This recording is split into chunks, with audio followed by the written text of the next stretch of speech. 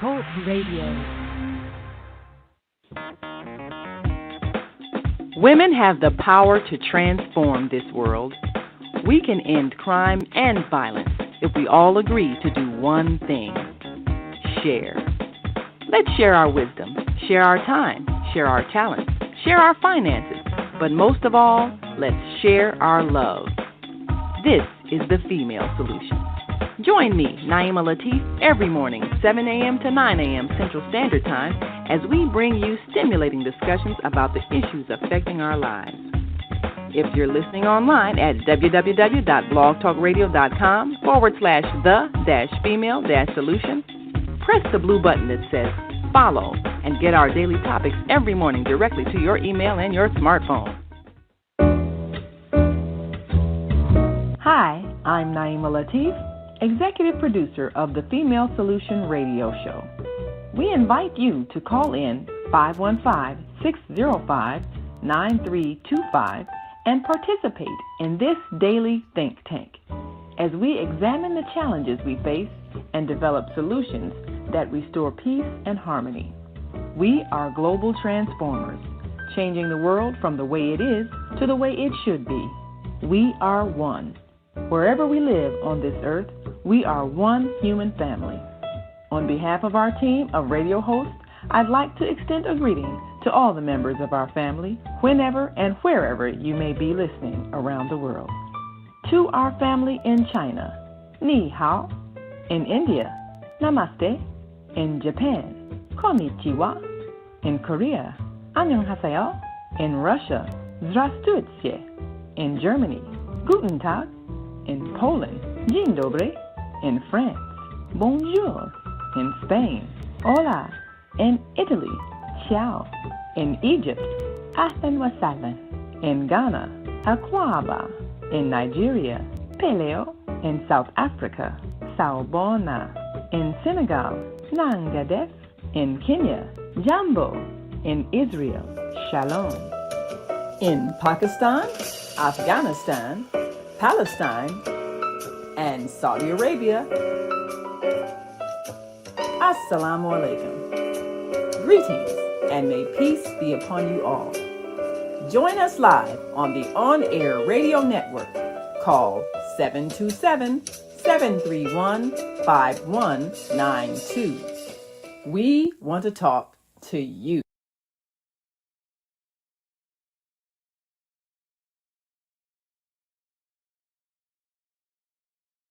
All day long and never have to leave your home. All you need is a media connection, somebody to connect you to an audience. And that's why I'm talking to you today. We produce programs, and our audience members are people who shop. They buy clothes, food, beauty supplies, cleaning supplies, home repair, transportation services, childcare services. Whatever you're selling, they need to buy. We're your media connection. Just follow this link, and tomorrow you can sit back and relax at home while your business is making you money. All right, you family. We're getting ready to roll, and I'm so happy you're here today because this is going to be a great show. I already started crying before the show started. So let's get ready for the Female Solution and that beautiful intro we're about to experience. Your show will go live in 5 seconds. 5 seconds. 3, 2, 1.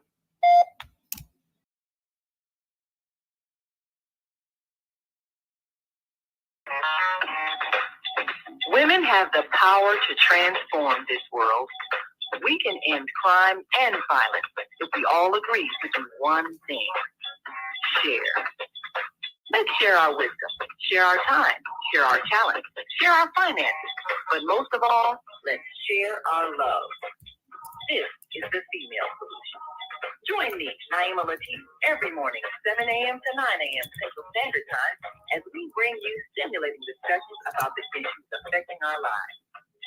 If you're listening online at www.blogtalkradio.com/the-female-solution, press the blue button that says follow, and get our daily topics every morning directly to your email and your smartphone. Hi, I'm Naima Latif, executive producer of the Female Solution Radio Show. We invite you to call in 515-605-9325 and participate in this daily think tank as we examine the challenges we face and develop solutions that restore peace and harmony. We are global transformers, changing the world from the way it is to the way it should be. We are one. Wherever we live on this earth, we are one human family. On behalf of our team of radio hosts, I'd like to extend a greeting to all the members of our family, whenever and wherever you may be listening around the world. To our family in China, Ni Hao. In India, Namaste. In Japan, Konnichiwa. In Korea, Annyeonghaseyo. In Russia, Здравствуйте. In Germany, Guten Tag. In Poland, Dzień dobry. In France, Bonjour. In Spain, Hola. In Italy, Ciao. In Egypt, Ahlan wa sahlan. In Ghana, Akwaba. In Nigeria, Peleo. In South Africa, Sawubona. In Senegal, Nangadek. In Kenya, Jambo. In Israel, Shalom. In Pakistan, Afghanistan, and Saudi Arabia, Assalamu alaikum. Greetings, and may peace be upon you all.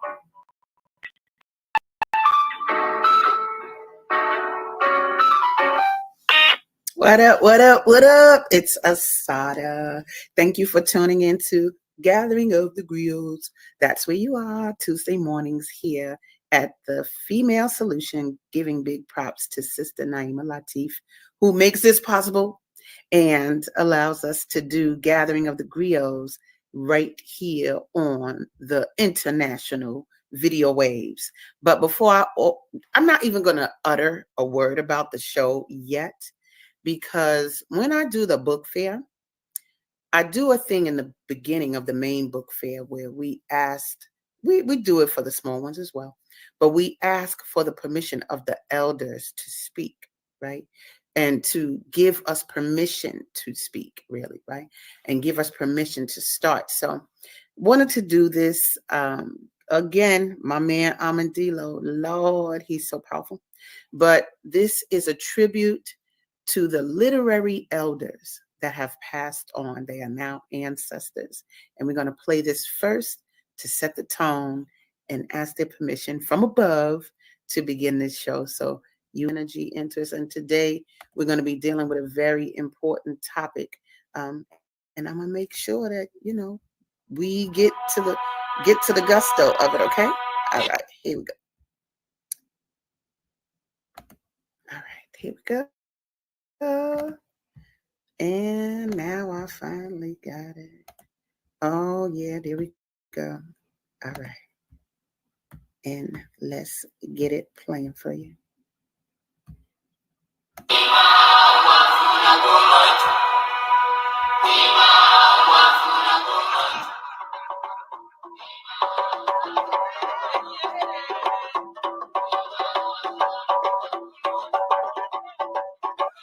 They went back to the village with the golden box. He set the golden box and gathered the children as you are gathered now.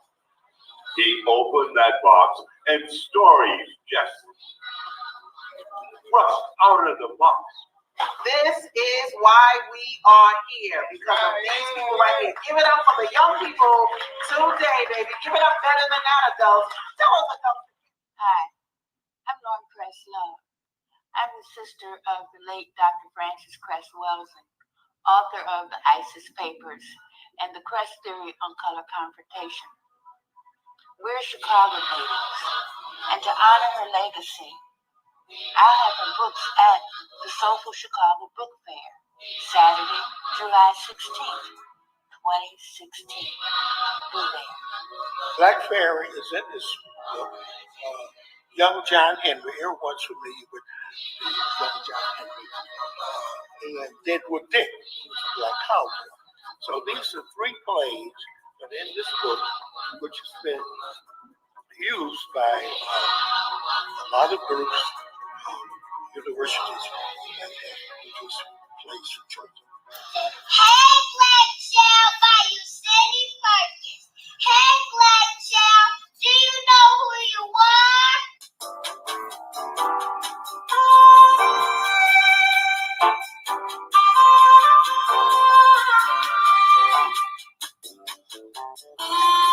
Hi, I'm Joyce Clark.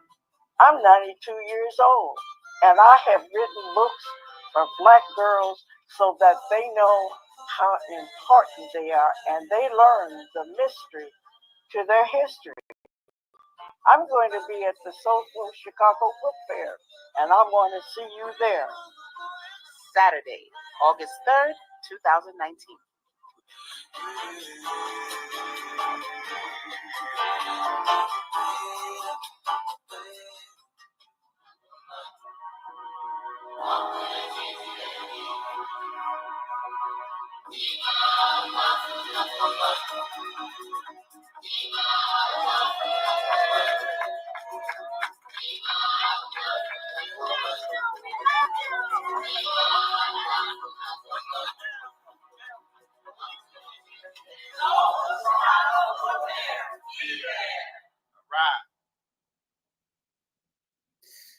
Oh, Lord.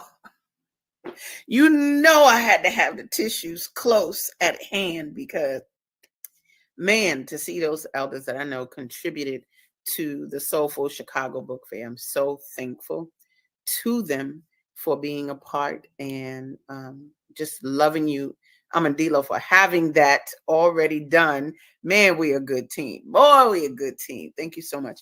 And yes, just got to say thank you and much blessings to those ancestors who, yes, those are our Black literary ancestors. And I know they always supported me, and they definitely would approve of the work we got to do today. So we good with that. So thank you so much. I don't know, I might have to open my show with that every week just because so that they can bless the space. So anyway, you guys, thank you for being here today. We are going to deal with a book that I wrote because the topic is so heavy and it's so present in our community. One day it won't be, but that's the crusade that I'm helping to start. Yes, indeed, the stopping of beating our children. My first book is called Beating Black Kids. And Beating Black Kids is a book that I wrote because of a situation. I actually, I'm going to make sure this is framed up good. I had a stroke in 2009. And it left me in the hospital for 3 months. And when I had that stroke, I did not allow my daughter to come see me. That was for 3 months because I just didn't want her to see me in the hospital like that. I did not want to have that in her memory banks. And so when I returned home and my daughter was around me, I had a friend watch over myself and my daughter. And my daughter expressed her anger one day, and she found some money. It wasn't a lot, but it was real money. And she ripped that bad boy up. Beep, beep. We gonna rip up these dollars. And so the person who was watching over me and my daughter had suggested that I beat her, or spank her, as people like to say, to show her that she shouldn't do that. Now, that was just a foreign concept to me, to hit my daughter, because as an adult with a mind and common sense, you don't hit little people. You just don't. You a big old adult, and I'm going to hit her to show her what? No, my name is not Massa Nothing. We're not going to hit the girl to teach her a lesson. And I think, I don't spend a lot of time in my book going through that, like going through, you got to beat children, or it comes from slavery and all of that. I don't spend a lot of time with that because I want us to look at it in a new unit of time. And no matter where it comes from, it's the looking at oneself and assessing for yourself. Is this the person that you want to leave in their memory? The person that brings them pain as an adult? Are you the parent? Our children are supposed to come home and feel peace and solace. And, it's not all the time like, hello, baby. It's not like that. But the point is that violence, the introduction of violence, particularly to oneself, should not come from home, right? Most of our children that are in the streets that are experiencing violence, the first place they learned violence was in that house with their mama or their daddy. Okay, using that belt or using that whatever it is. I have on the front of a t-shirt that we made, it says weapons of mass destruction, right? That's the extension cord, the 2x4, all of the things that are on the front of the book. We have just a problem with hitting children before we try something else. And so the name of the show is Raising Our Skills and Not Our Hands to Discipline Our Children. And so that's what we're going to roll with today. We're going to look at, if you want to call in, if you want to call in and say anything, like if you want to say, Asadah, I don't agree with you. Now, sometimes you got to discipline your kids. So we're going to deal with this straight off the back. First of all, let me just deal with this. Some people are going to call in and try to step to me about the title being Beating Black Kids. So let's not take the attention off of the real issue, number one. Number two, the word kids, they say, try to say, that's an animal. You saying our kid. We're treating them like animals.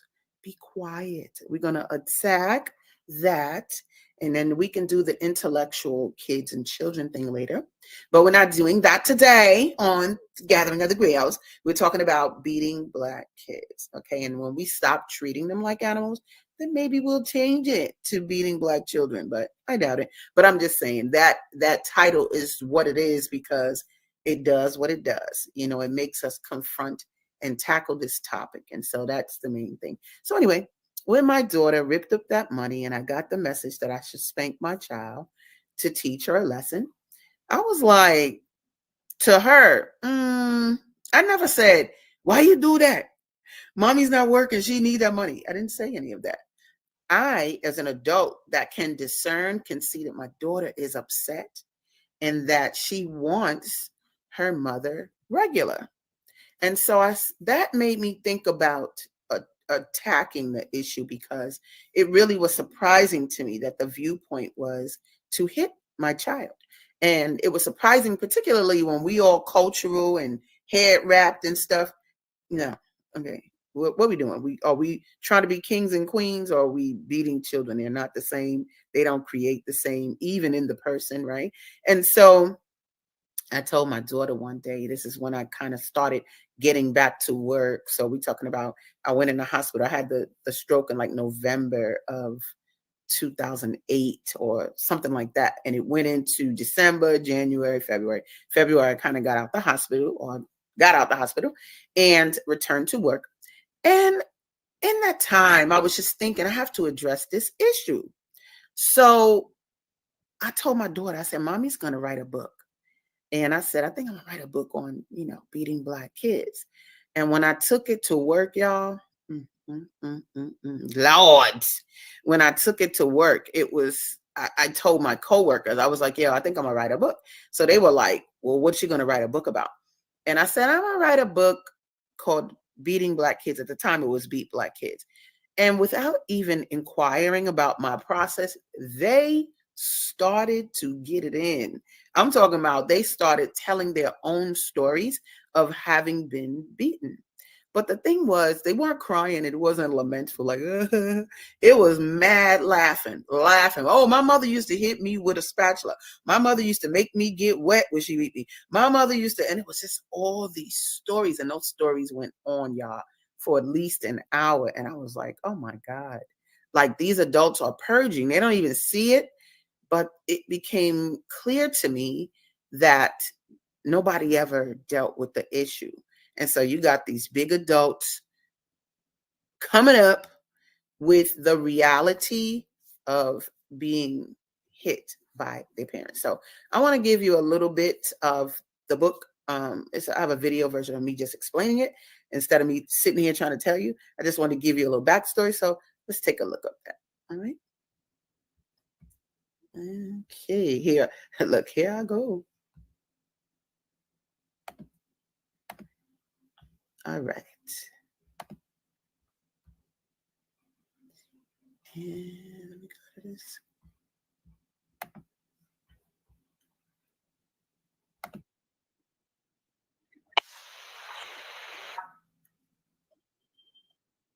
I turned out. Spare the rod, spoil the child. Kids today need to be beat. What else am I supposed to do? He's so bad. Ooh, she gets on my last nerve. Better hush up before I give you something to cry about.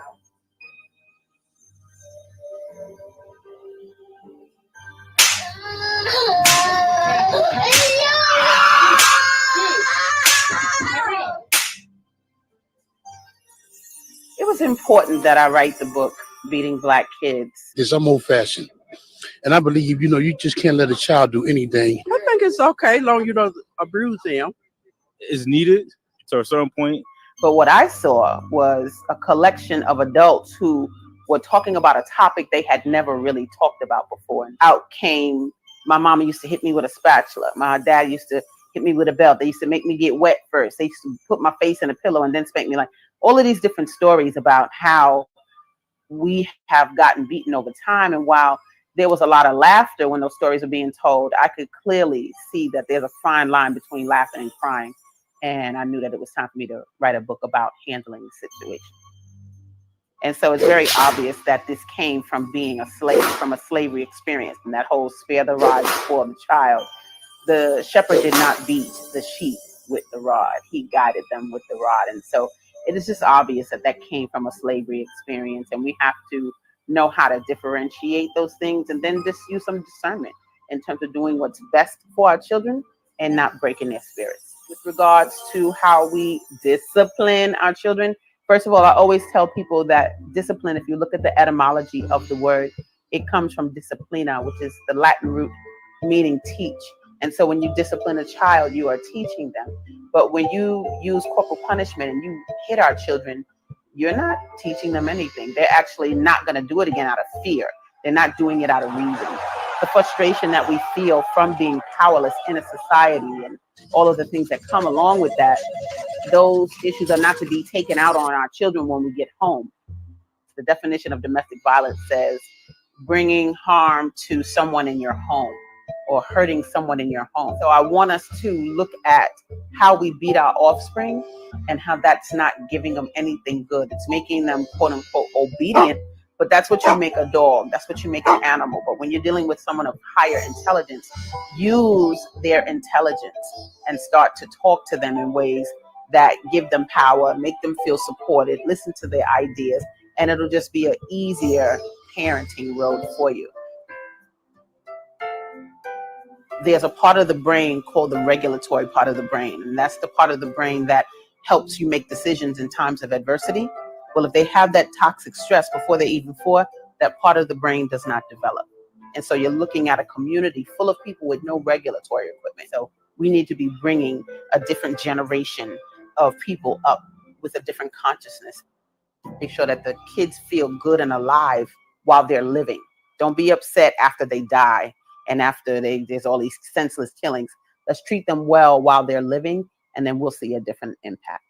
The adults want to be upset, but you taught the children the violence when they were young, and it's the tools they have. I feel like, hitting children is such a skillless. We need to foster behavior that builds them up, and that just changes the way, like, we talk to each other. Talk to your discipline child. Because discipline, we're using it a lot to describe hitting children.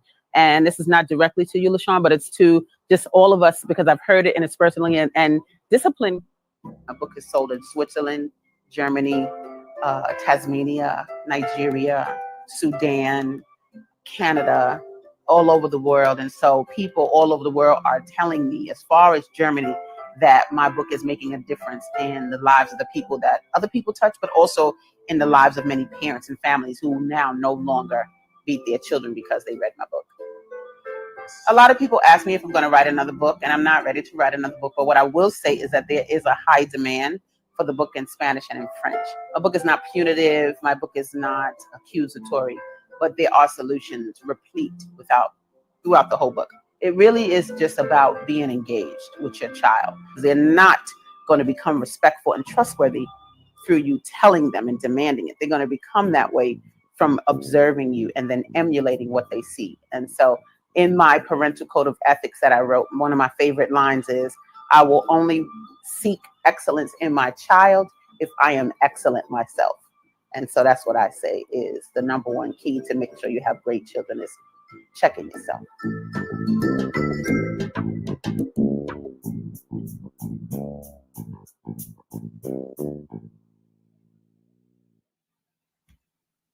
Well, I'll be doggone. Sometimes it takes me seeing these things again to be like, wow, oh, wow, and I'm really, really, really blessed in the creation of this book to people who actually saw and see the work and help me spread it. I want to give a shout out to my girl, Samaria Graham, that was Black Girl on Punky Brewster. That's my girl. We grew up together.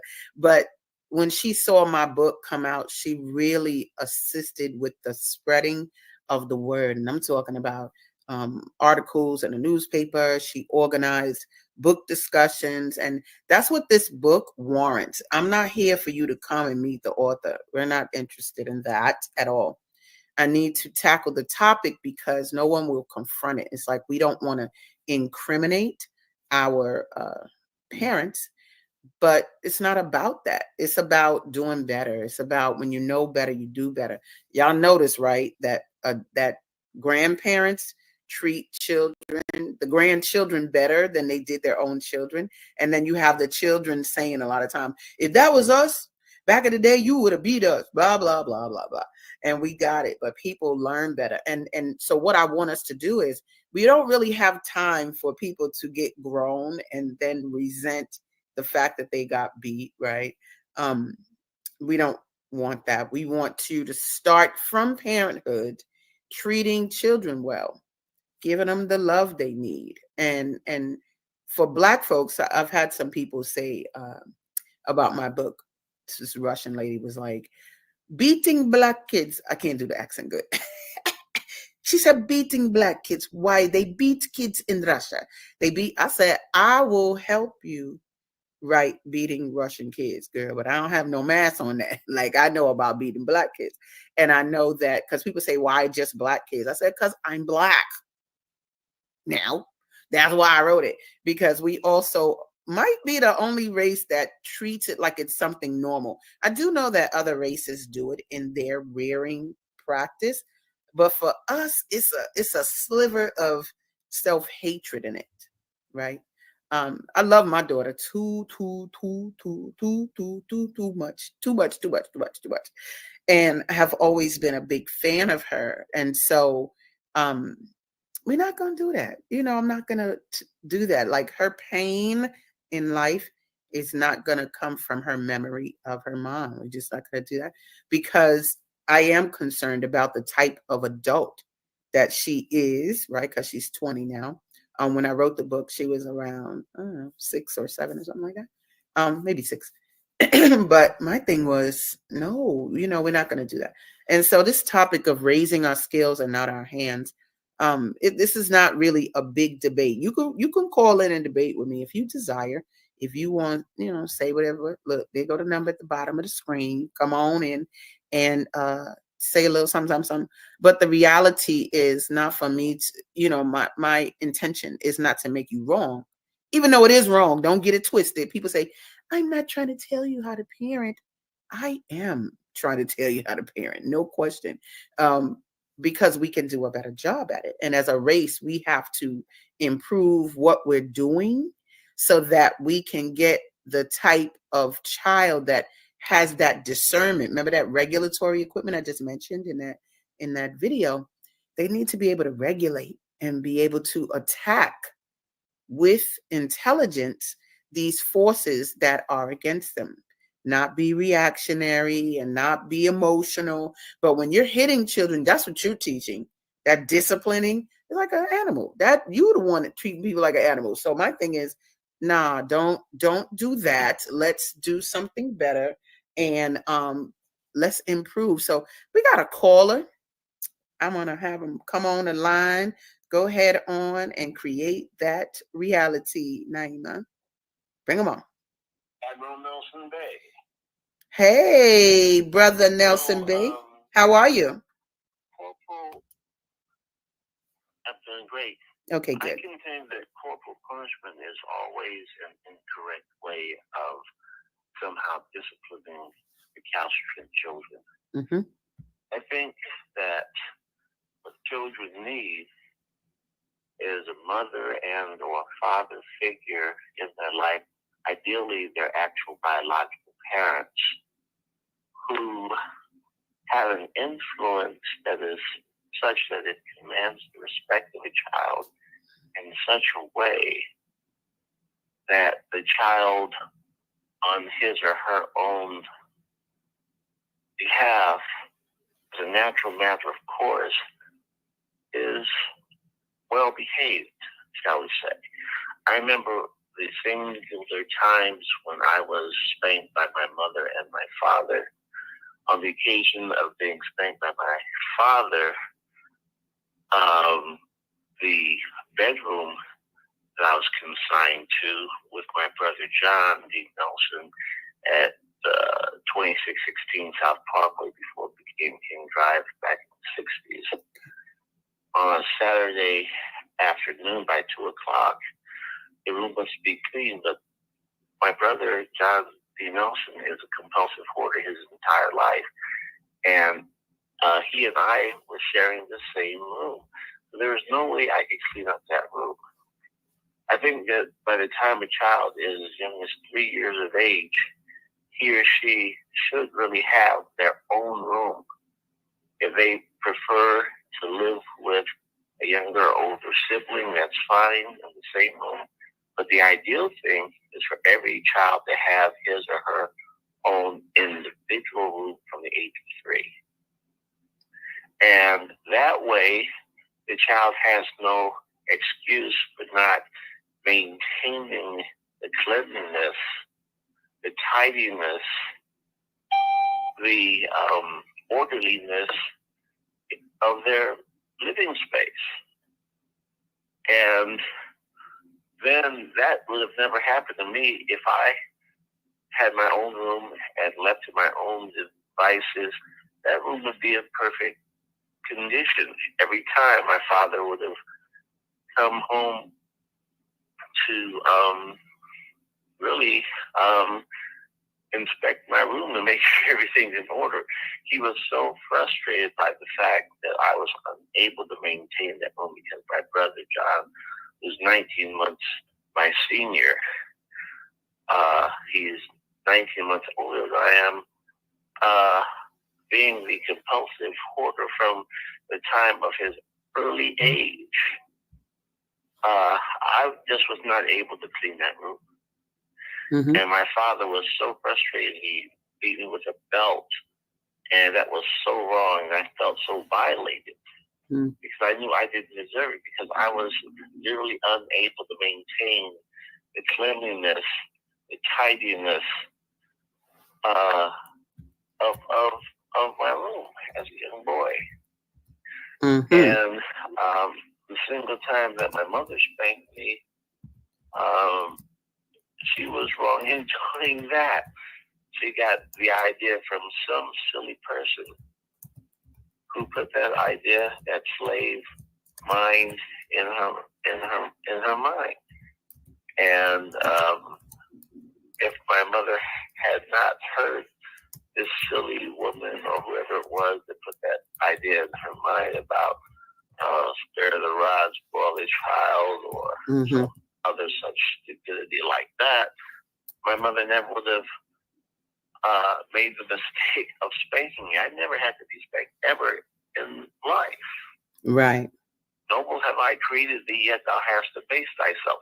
Why hast thou abased thyself? Rise then to that for which thou wast created. Yo, Brother Bay, you are a sane man. I'm Nelson Bay. Nelson Bay. Got you. Nelson Bay, let me say let me say thank you because you're so clear and articulate about your experience, and I want to thank you for sharing that experience with us. But not only sharing it, I want to point out to the audience, this brother is obviously an adult, but this is what we carry with us, this is what we leave in our children, because no matter how old we get, we remember those experiences and we remember what should have been done instead. Like we think, even at that time, we're thinking through a lot of things. But what I don't want to come about is the resentment that some people end up feeling. Because, see, you usually don't respect people that hit you, but we do feel compelled, of course, to love and respect our parents. But as parents, when we create pain, it doesn't do well by us and our children and our relationship. So, brother, I do want to say thank you for sharing that with us. And it's made very clear, like you said, none of that should have happened because I didn't do those things and it wasn't my fault. And even, people try to say things like, oh no, I was bad, I should have gotten beaten. No. The adult needs to have a stature where they can get a point across without having to be physical. So thank you, brother, for sharing that. And yes, you are right. We should not be using corporal punishment. Thank you so much for being with us today. Yes, I appreciate you. I might take you on the road with me. Thank you. All right. So you guys, you can see, this is not rocket science. I had one brother at an event one time. He told me, he was like, what did he say? Oh yeah, my mother, I love my mother and she spanked me, but I deserve those beatings, So I said, so what were you saying when she was doing it though? That's what you're saying now. But what were you saying or thinking when she was actually hitting you? And he said, oh, I wanted to kill her. Boop, boop. Yeah, that's the emotion that gets suppressed, is what we felt at the time. When we out there getting hit, and my mother wasn't a hitter, so let me be clear, because she's gonna be like, why you make them people think I was hitting you? I only got 2 beatings and a slap, but we'll talk about that later. But that time that the hitting is happening to the child, they are feeling confused, hurt. They're not like, oh yeah, this is great. Oh yeah, hit me right there. That feels great. No, I'm really learning something. No, they're not. They're resenting you. They think of the ways they're gonna kill you. They're upset. They're surprised in a bad way. Like, it's not creating a good example, nor is it creating a good emotion. So I could sit here all day saying what I think, but I actually had a test.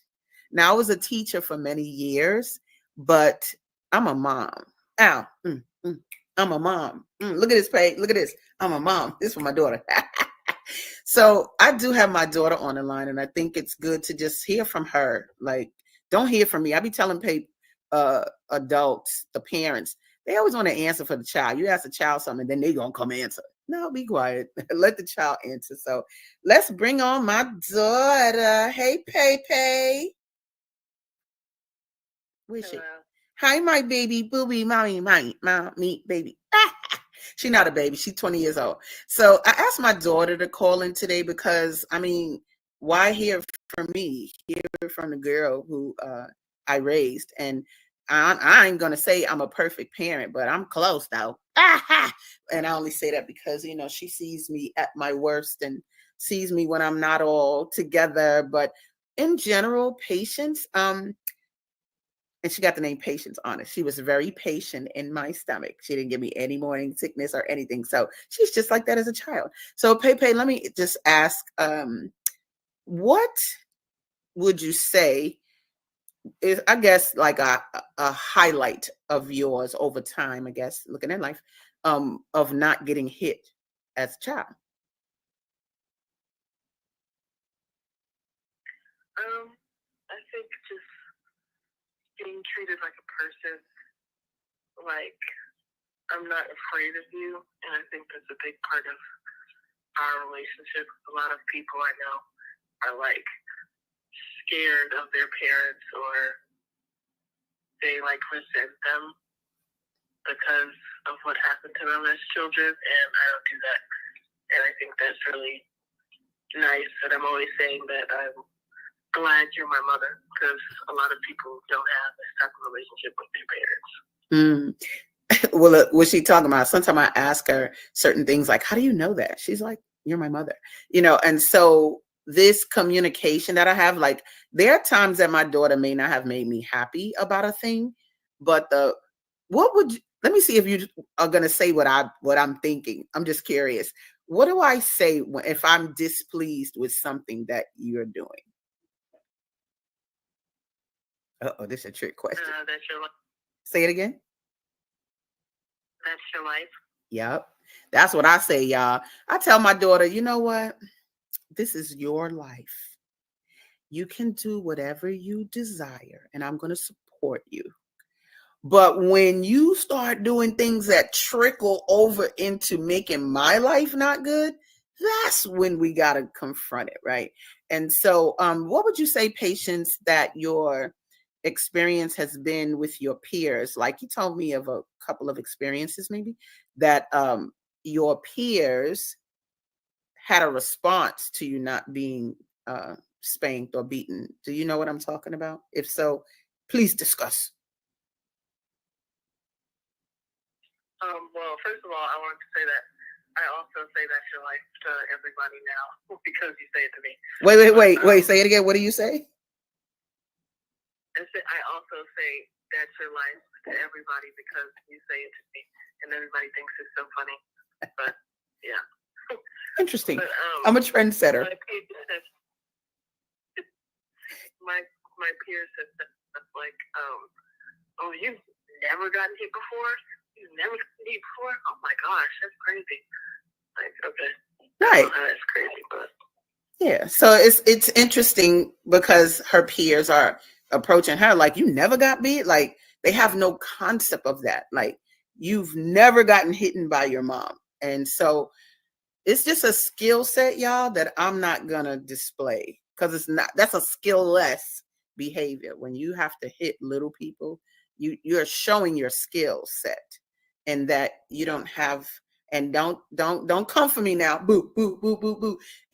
But just look at yourself, and just check yourself, I should say, and make it so that, I want to be exemplary to my daughter, so that when she looks at me, she sees something that she might want to emulate at some point. I do see her now as a young woman. She's a teacher, like her mama was a teacher. And when she leave that house to go to work, sometimes she look like me. Boop, boop, boop, boop, boop. So, nobody's trying to do that, but you're going to make whatever impact on your child that you make based on what they observe you do. And so anything you want to say in particular, about the topic, and just the fact that your mother has this viewpoint about not beating Black kids. People say that sometimes. They go, how come you didn't name this book Don't Beat Black Kids? I said, because then you wouldn't buy it.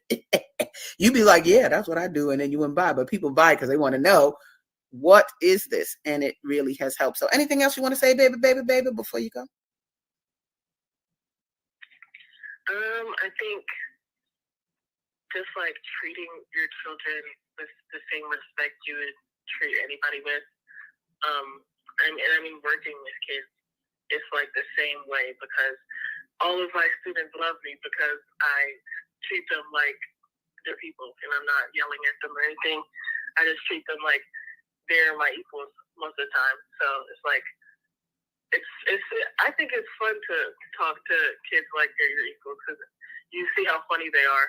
So, I mean, to build that relationship, just treat your children how you want to be treated. I love it. Thank you, Patience, for getting up early for Mama. You're welcome. Thanks. Have a good day, my love. And you guys, if you are watching, great. That means you're on my Facebook page and you're seeing this video, or you can go to our YouTube channel, Soulful Chicago Book Fair, and you'll see this as well. So there's a little bit of example. I don't know are you still there, Patience? Maybe not. Anyway. Yeah. Oh, you are good. This is the last thing I wanted to put out, y'all.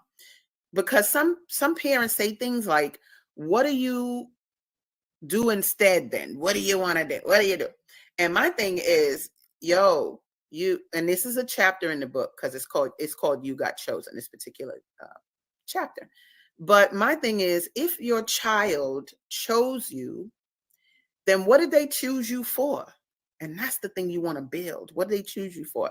And so my daughter has been, she's played the cello, the violin, she's going to modeling school. But one day, my daughter likes money. We want to get her a lot of it. But one day she said to me, she said, Mommy, I worked in a very affluent neighborhood in New York at the time. Church of Scientology over there on Park 65 East 82nd Street, I believe. I think that's the address. But anyway, we were in that neighborhood, and Pepe said to me, she like 6 or 7, I think she was 6, but she said, Mommy, what I got to do to get all this money? Like, she's looking at the rich people around. And I said, you need to simply do something that you can exchange with people.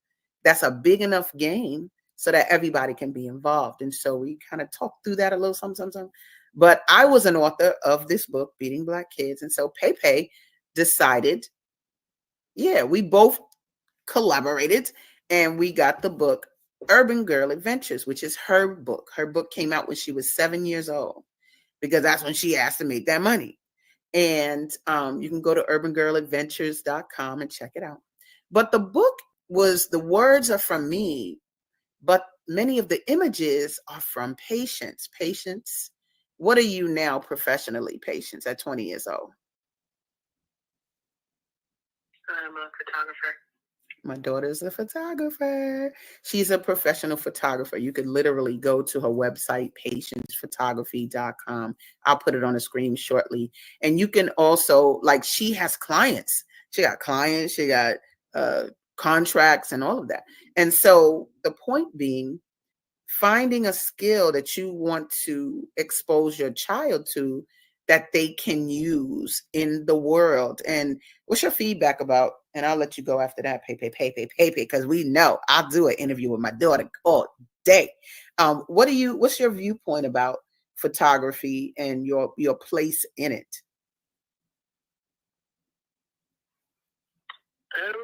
I love what I do, and I think about that all the time, and I say that to myself all the time, that I love what I put out to the world. And like, when I have a job, I've always said that I don't want to be miserable at my job, and I don't want to hate my job.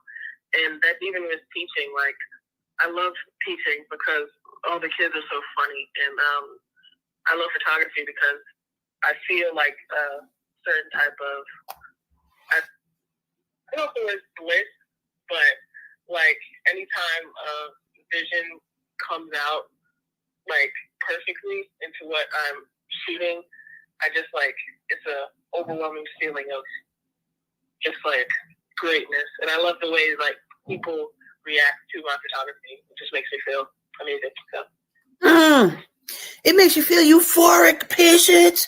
Euphoric.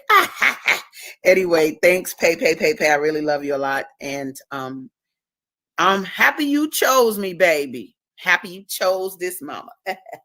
And as a result of my appreciation, guys, I just am a good mom to my daughter. We laugh together and all of that. So happy you picking up some stuff. I love you, girl. So, okay, peace. So, I want to make something clear too. My daughter was saying something about treating your kids, treating children as equals. Some of y'all out there, y'all be having a noodle neck on that one. Y'all be like, I ain't your friend.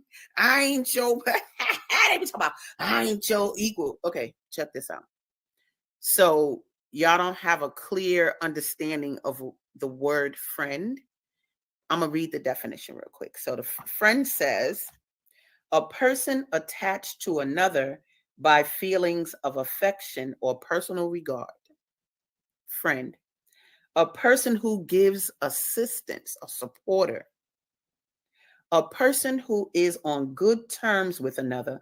A person who is not hostile. Yo, check it out. I'm going to be my daughter's friend all day long. You want to be your child's friend. You just don't care for being their peer,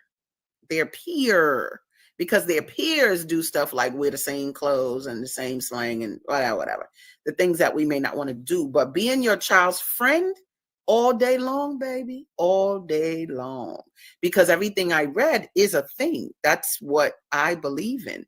And if you don't want to be your child's friend, you won't. And guess what? Coming to you when they need solace or advice, they may not do it. They'll go somewhere else where they're treated with respect, where they're treated, like my daughter said, I dealt with her like a regular person. And the respect, she got shown respect just because I admire her. That's something I want y'all to do. Make a list of the things you admire about your child. I think I might even have to, I think I'm going to have to put that on the screen. Make a list of the things you admire about your child. Because, let me write that. Let me see. Make a list of what you admire about your child. Girl, put that up there. Make a list. Because that's what they're going to carry with them. That's what they're going to take with them. You know what I'm saying? Make a list of what you admire about your child. And then you need to let them know. I'm always telling people, my daughter, Pay Boogie, what I love. She's an incredible, I should have made you sing. She's an incredible vocalist. She's a phenomenal photographer, but just other things like, you're beautiful, or how'd you get that smart? And I'm not saying it to be patronizing. I'm saying it because I really do admire her as a person. And so give a call in. I'm going to give you the number right now to call in. It's right there at the bottom. You can call in and give me whatever you want to say about the topic. But more than that, I can say a lot to parents, right? I can say a lot, blah, blah, blah, about you. And some people get punitive. I'm not going to do that. Not interested in that.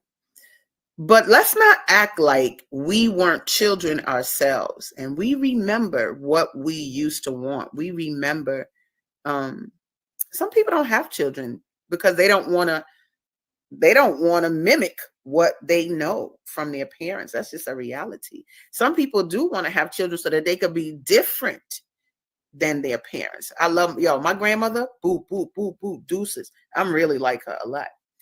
But we're not going to act like she didn't use some corporal punishment on my uncles. Not really on my mom, right? But my mom, I've heard her say that when she had children, she didn't want to mirror that. Now, to my brother, I already know he done got some spankings, that's for sure.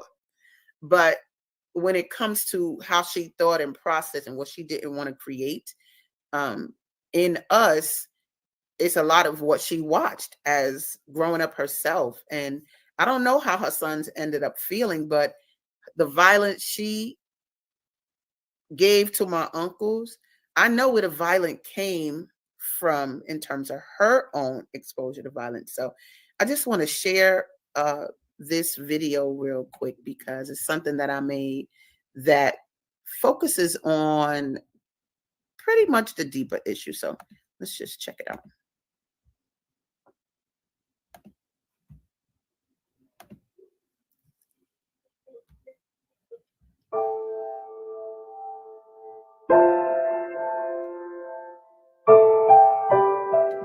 I've heard a lot about the things that are being done with legislation and making sure that states and countries ban corporal punishment and things of that nature. But if you do not go and talk to their mother or the father about their innate views and their innate feelings about children, you can pass all the laws you want, but you're not changing the fiber of the society. The laws will be changed overnight if you have a rally of parents to back it. But the reason you don't have a rally of parents to back it is because they still have these deep-seated feelings of resentment towards kids or whatever they were raised with. I was beaten and it made me turn out better. They have that belief. So that's what has to be attacked. That's what has to be handled, is the fact that they actually believe that they deserve the beatings. and that they're going to give more beatings because it made them better. My approach is to attack the pain, not in a way that's like evaluative. Let's look at that. I don't care about that. Nobody wants to feel like that, like they're being researched. I'm talking about, did it work for you? When I do my workshops, I have people actually look at their first exposure to violence, and I have them draw what their first exposure to violence is, and you'd be very surprised what they come up with. And when they look at it themselves, see, they blocked it out for so many years, to return to it and see it, they don't like it. And so then I have them address, well, what would have been better? And then they conjure up the better things. And after that, they go, oh, and they don't want to do those things anymore. One lady said to me in a workshop, thank you for letting us tell our stories because no one ever asked us. That was like amazing. She's a parent. Nobody ever asks. They just want to condemn the parents for what they're doing, but you're not asking them the questions that will help you see why they're doing it. It's like you want to answer, but you're not really asking the questions to get the answer. You're just condemning people for their actions. But when you really listen to these people, you know why they do it, and then you know how to fix it. It's that simple.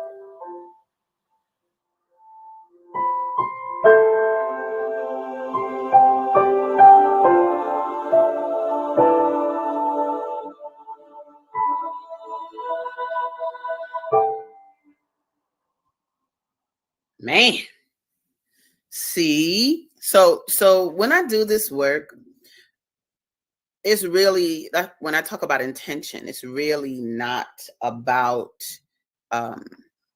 children, don't hit children. That is obviously what I'm focusing on.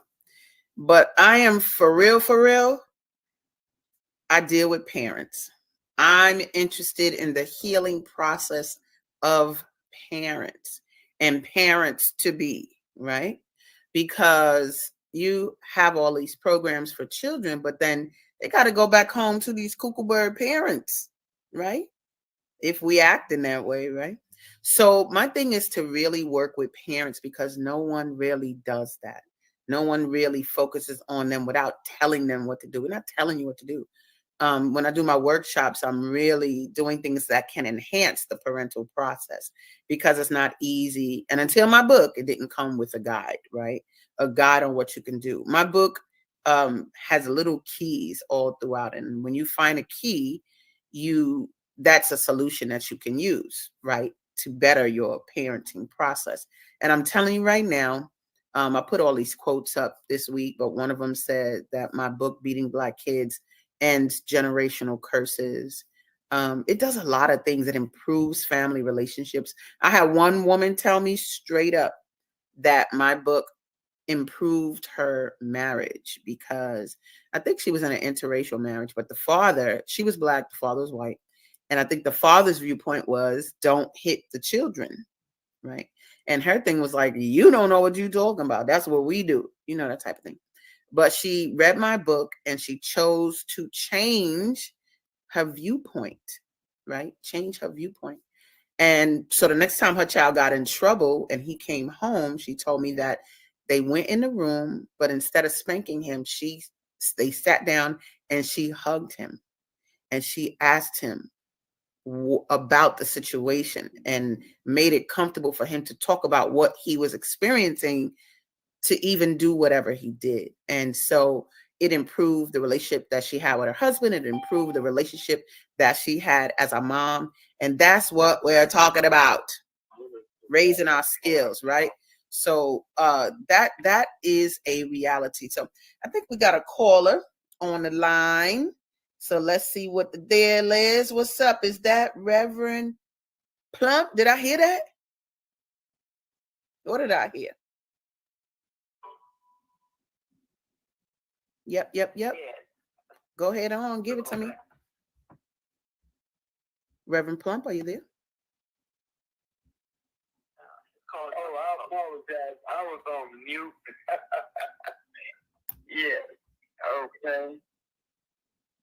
All right. Come on, brother, with it. What's up? What you want to say about the book? Oh, well, I want to say that, it is indeed opportunity for our brothers and sisters to read the book and to enjoy the opportunity that, feeding children is not a good thing.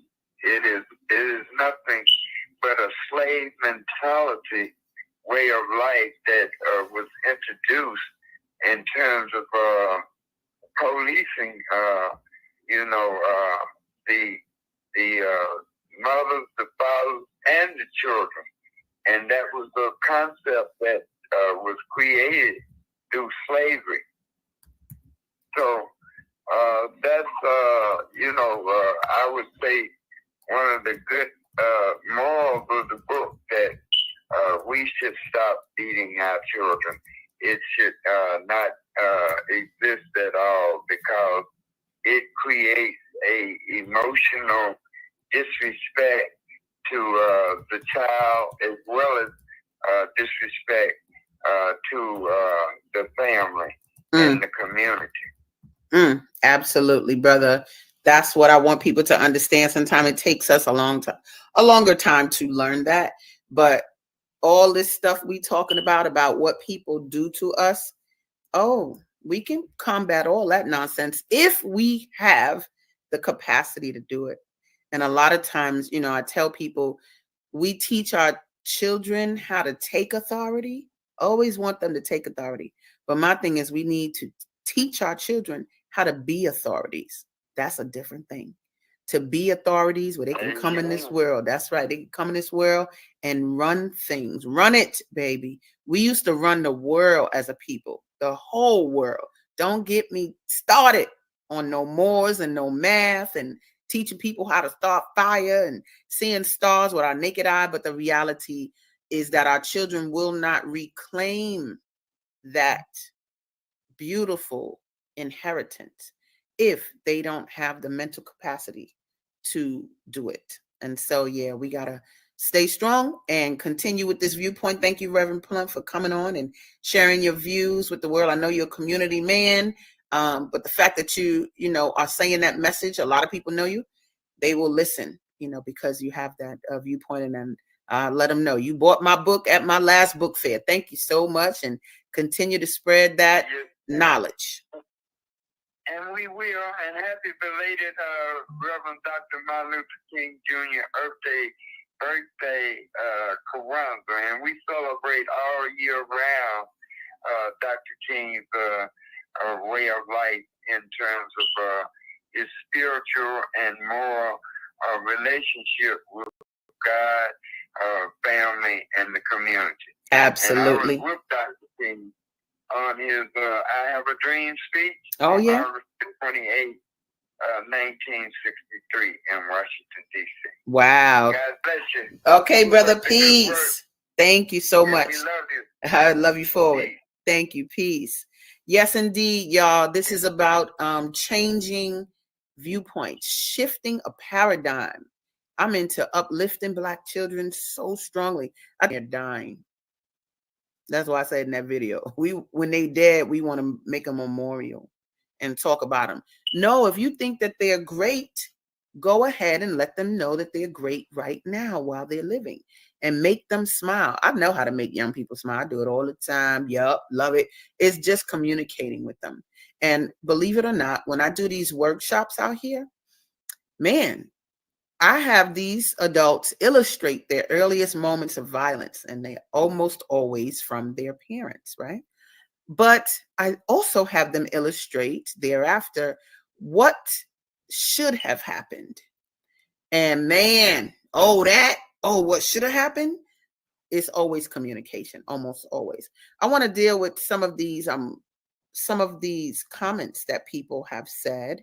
And Susan said it harms the human DNA as well. You better say that, Susan Essentials. The DNA. I mean, come on, y'all. Why are we passing down self-hate? Why are we doing that? That's ridiculous. We're not going to do that. And then we got my girl, Zelda. Zelda said, Grand Rising, beautiful queen teacher. Ooh, ah, ooh, ooh, ah, ah, ah. Patience hit the nail on the head. Yes. I'm not sure what point she made that hit the nail on the head, but you could tap me that too so we can let people know. Did y'all hear my baby? Y'all heard my baby speak? What? Now, this is what I'm talking about. When you raise children civilly, you bring civility into parenting. You treat them like they are, right? You give them respect. They actually can articulate their ideas. I didn't have to be afraid when I had her come on the phone that she was going to go and give me one word answers, because sometimes you ask teenagers, so what do you think of this? And they go, I don't know. You know, they don't really give a lot. But when your child has watched you be articulate, then they can be articulate and bring it on in, right? So what I want to do real quick, I think that, you know, you seeing me putting this message out to the world is stronger than me sitting here talking. So I just want to share when I was on ABC, because I think that it was a great interview, and you're going to hear a little bit more about what I have to say about the book and its impact. So let's take a look.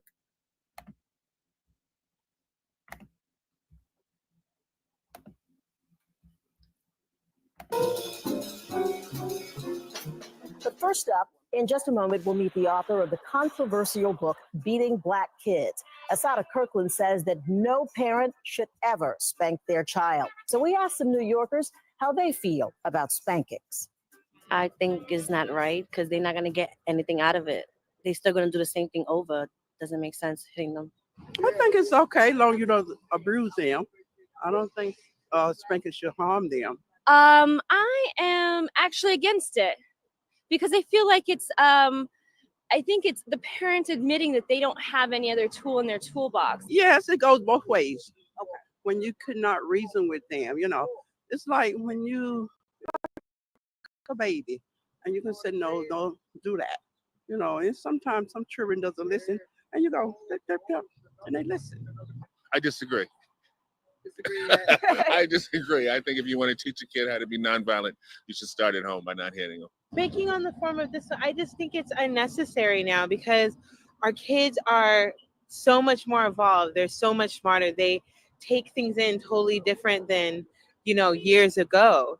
So I think that it's just totally unnecessary. I feel that it's needed to a certain point. Well, you know, I'm like this. I'm old fashioned. And I believe, you know, you just can't let a child do anything that they want to do. I also believe what the Word of God says, spare the rod and spoil the child. This is why today's society is what it is, because you let your children get away with it. I don't think it should be severe. Like, they shouldn't overdo it. When we come back, we'll meet the author of Beating Black Kids. She says parents who hit aren't helping their children. Asadah Kirkland, the author of Beating Black Kids, has spent the last 15 years working with children, most of that time teaching. But now she's working as a consultant, and she also conducts parenting workshops. She is, of course, also a mom.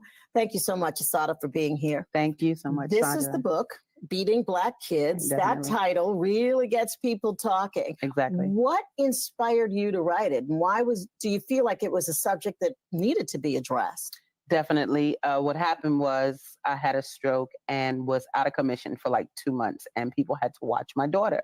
And they did a good job, but the issue about how you discipline children came up because she was under another person's care. And in that conversation, I found that the belief was that you can still hit the child, even though this person was a progressive person. And I said to myself, okay, I didn't know that still existed in people's minds, and woke up the next day with the idea, you got to write a book. And went out when I returned to work, like 2 months after. There was a maintenance man, cook, and an administrator at the table. And I told them what the title of the book would be. And they went on for 3 hours with stories of their own about this experience. And I saw, oh my God, I have to address this. And I wrote the book because we're purging, like we really need to handle the issue. Why do you think spanking is such a controversial topic, especially among Black people? I mean, honestly, I was spanked. Most of my friends will tell you they were spanked, and some of them will say they were beaten. I may have been beaten. Sure. Why do you think that it's something that persists and that people have such a wide-ranging opinion about it. Because when people ask a lot of times, well, why does the book say beating Black kids? Everyone gets beat. But in our culture, we act like it's a cultural norm. Like this is what you're supposed to do. I don't think there's a Black comedian out that doesn't laugh about the issue of how we've been beat. But it clearly comes from being slaves in America. And for people to say, oh, I'm not an African American. Okay, colonialism. It all stems from being beat and disciplined with violence. And then we internalize it. You hear people back in the day say, well, I had to beat him so master wouldn't get him.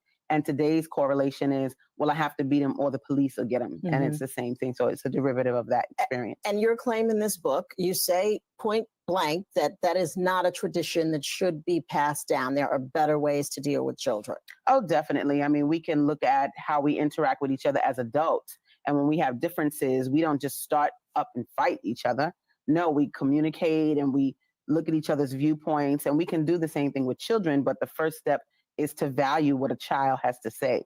And that's where you get that children should be seen and not heard mentality. And it creates this chasm between adults and children where you really don't get what they're experiencing, how they're feeling. And when you strike, that's the memory you're leaving in our children. So we just have to deal with that because our children have the memories of violence from the people that love them, and they're not equipped to handle things in the world well. And you have children of your own. I sure do. Yeah, a child. I have a child. Her name is Patience. Have you ever spanked Patience? Absolutely never. Patience can honestly look at the objects on the front of my book and say, what are those? Like, she has never been hit because I feel like I'm her biggest fan, literally. And she's not babied, but I admire her so much. I would never have her have the memory of me hitting her because I need her to trust me as a parent. So you don't trust people that hit you, believe me. So my thing is to just foster growth in her and help her see guidelines and do well in the world and give her good things that make her feel good. In fact, one of the things in the book is you assert that spanking does foster, that violence does foster other issues in the child, among them loss of trust. Sure, definitely. Well, when you hit a child, you are teaching a lesson.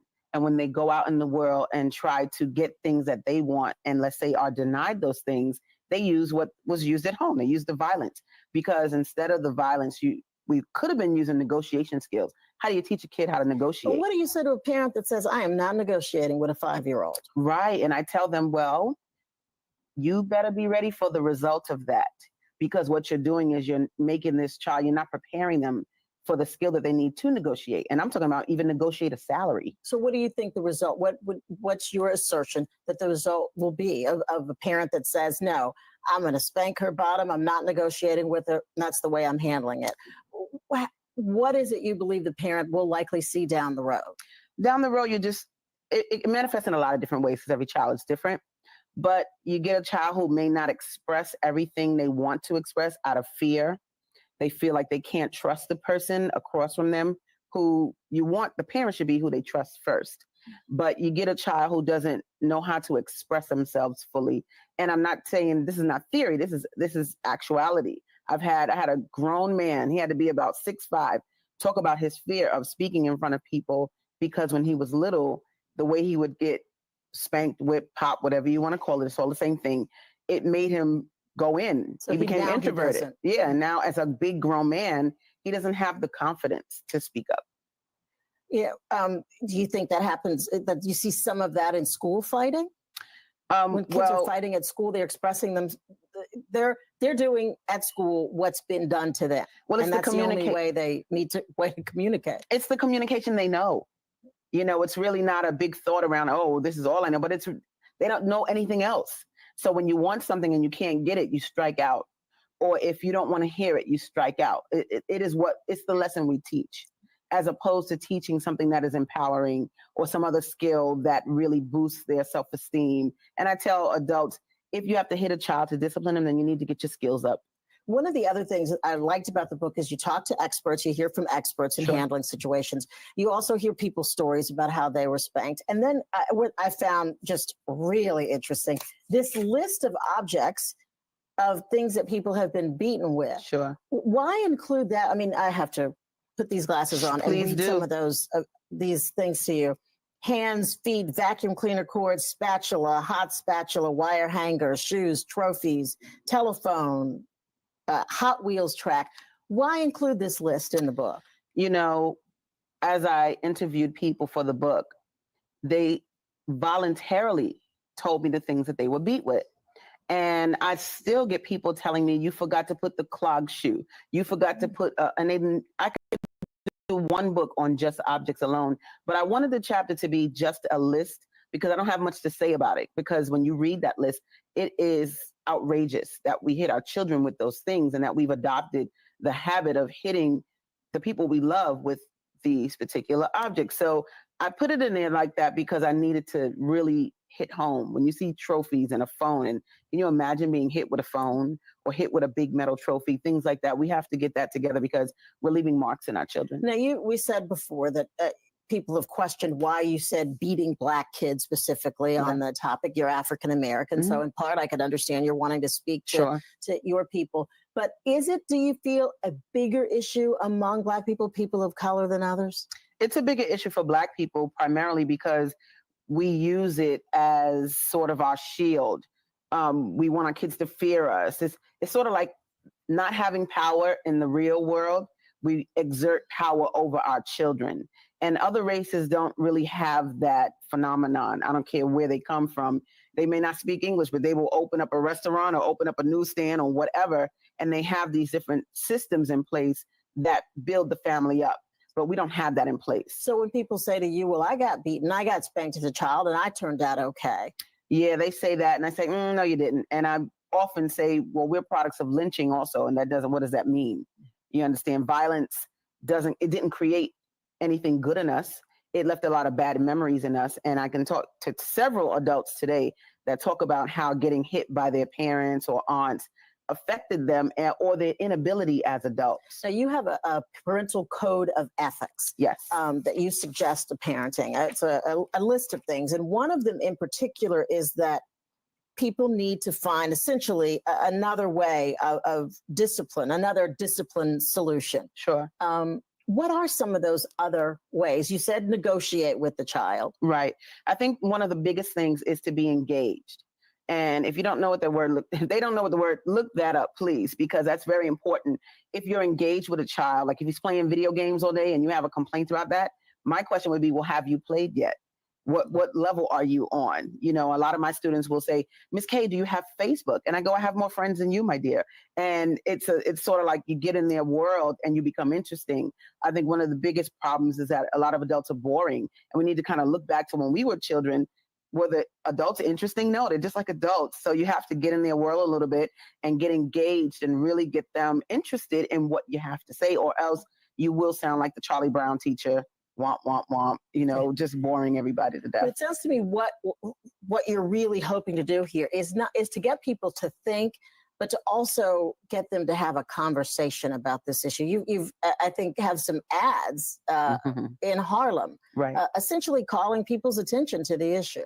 Definitely. There are trash cans that line Harlem in different places, and I chose to get the book publicized on those trash cans because it's 24 hours. It's unconventional. It makes people say, what is that? And I have taped people's reactions to those trash cans. And I just want it to be in the middle of the Black community so they can really see it and feel it and talk about it. And I want us to go beyond talking about it, but to implement what's in the book, because it's a book where things can be implemented.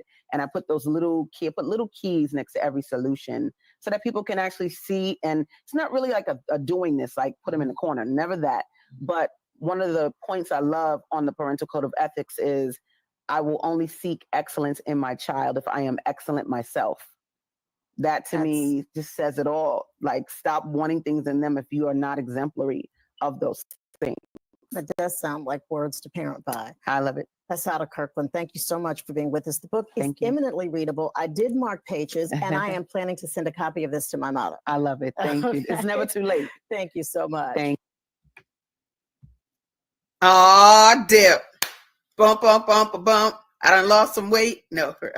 Anyway, yes, indeed, man. What a blessing. I don't even know how I got that, but the point is, let's get this word spread. I do see that we have Viata on the line. Let's bring her on and see what's going down.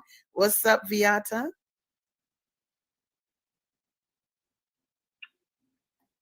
Grand Rising, my sister. That was a really great interview. I was so enjoying all her questions and your answers. That was great. And I totally agree that your book is probably the best book out there to initiate thought-provoking ideas, thought-provoking energy about this subject, because a lot of Black parents didn't think there were any options other than spanking. And you know, I think about that's because of slave mentality and practice. But I have 2 grandchildren now, and their parent, my son and his ex-wife, they came out to write out no spanking because their mother was abused by her father really bad. My son didn't get a lot of spankings, but he agreed with his wife. Yeah, we're not going to spank them. So you got one child. My granddaughter, who's 9, she's very agreeable, respectful most of the time, and you can tell her something once, she'll do it. Grandson, on the other hand, oh my goodness. You tell him something once, he ignores you, twice, he ignores you. The 3rd time, it's like my father was a football coach, and he always taught his 3 girls that from his experience, there's 3 types of people. The first one, you can tell them once, they'll do something. Second one, you tell them just do it. The 3rd one, he would say you have to hit them upside the head before they'll do something. So we grew up with that thought and that mentality that you're going to have these 3 types of people in your life, or your children mostly. But he was a football coach, so that's how he dealt with his high school students and philosophy in general. Right. But maybe a question to you is, when you have that 3rd type of child in your life, like my grandson, you have to be creative, I know, but there's my philosophy now is a pinch. He does well with a pinch, and then he's in great order. He's good for like a couple of months, and then he'll try again. But here's my final thought is respect. Minister Plump brought the right word into it, because I was triggering my boyfriend a lot with anger, a little anger and resentment, because he was beating something awful. All those 2 you mentioned in the book, probably all of them were used by his aunt who raised him. So it became, I had a red flag thinking about your book and his life, and I said, every time I trigger you, it's because you feel disrespected, whether it's challenging his intellect or challenging him in some other conversation that was like religion or whatever. It's the disrespect that we came to really understand why he gets triggered. So I see now adults get triggered a lot because they feel disrespected, just as they had experienced when they were children. The whippings, the spankings was disrespectful. But now, even with my grandson, I have to teach him respect goes both ways. You got to learn how to respect your parents, your grandparents, and I'm going to in turn respect you and not bring out an iron cord or a switch. So what are your thoughts about that? And thank you for sharing that story. The thing is, the 3rd child, I love them, baby. I love the quote unquote problems, right? I used to teach in an alternative high school, so all my students were house arrest, dropped out of school, what have you. But those children require skills. As parents, as adults, we got to be skilled, because they are on another wavelength. It ain't even bad. It might be too advanced for us, but we gotta get our skill set up, because the pinch is gonna make them stop, because they don't want to be pinched again. But it's not gonna get to that root. And if we as parents don't get to the root of what we're seeing, my slap and 2 spankings that I got in the world, they were all for nasty sexual things that I was doing. Too little, whether it was writing the wrong words and it was sexual, or it was a keychain and the people was naked, whatever. But the thing about it is, I got spankings for those things, but because there was no communication, nobody caught the molester that made it so I knew those things. You understand? They missed it, because the spanking might have made me not have that behavior again, but it didn't catch his butt before he was dead. He was dead by the time they found out. So we're missing issues when we hit, because there's some things underneath the issues. They might not like your man. They might not like what you're doing as an adult, but they can't say it because children should be seen and not heard. And so they take extra skill. They take the respect to communicate enough to get to the root. Sometimes they don't want to share it. They feel we're corny. But if you are keen as an adult, you will find it. You know, we can find it, and we can find what makes them tick and make them feel appreciated. That's what they want to feel, appreciated. Respect is not a noodle neck thing. We think respect is this, or whatever. And that's not to say you personally, but respect comes from the heart because you admire the person. So find things to admire about them, let them know about it, let them feel good about themselves, because the self-love will create better behavior. So there's that. Thank you so much, Sister Viata, for calling in. Let me point out one more thing about tablets and the things that we give children, because they get a lot of that from their parents. And when you say appreciate it, it's almost like parents give these kids these tablets to play the game, to do whatever, because they're bored or they don't have the energy or whatever. But I think maybe that's a sign for them that you don't appreciate me. When you give a child a tool like that, instead of hugging them, talking to them, paying attention to them, interacting with them, maybe that's what's at the root of that third child. You don't appreciate me. It could be. I mean, I don't know. I can't. Everything is different, but when it comes to the way that these young people communicate today, they need devices, they swipe, they do, and we got to step it up. We the ones that don't have email, or I don't have social media. Yeah, okay. Okay, Dark Ages, stop playing. You know, we are not relevant to them. You know, we're not relevant to them because they are digital, and they are. So we need to step up the game and make it so that we can speak the same language as them, because we're improving our skills. And that's kind of how I see that. But we have somebody in the studio, so I do want to thank you, Sister Viata. I want to bring this sister on before we leave today.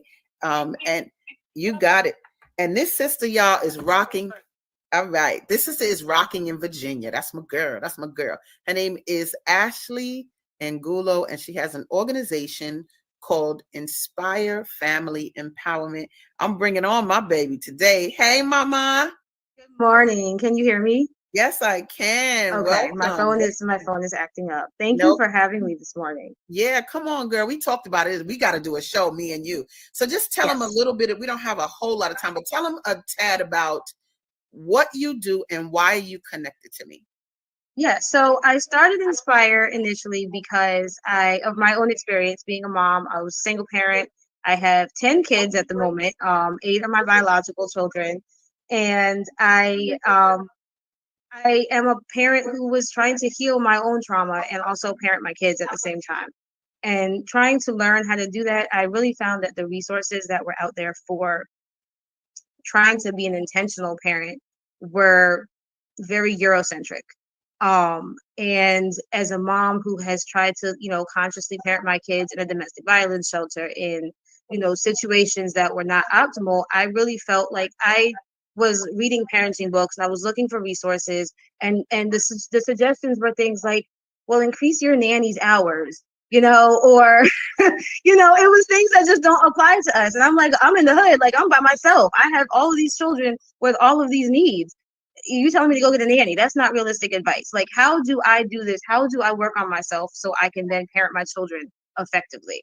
And so when I saw Beating Black Kids, I was like, oh my gosh, it's a Black mom who has the same vision. I was really excited about that. And the neighborhood, I'm actually in my transitional house building right now. And the neighborhood that we have our transitional housing program in is, they're trying to gentrify it, but it's a Black neighborhood.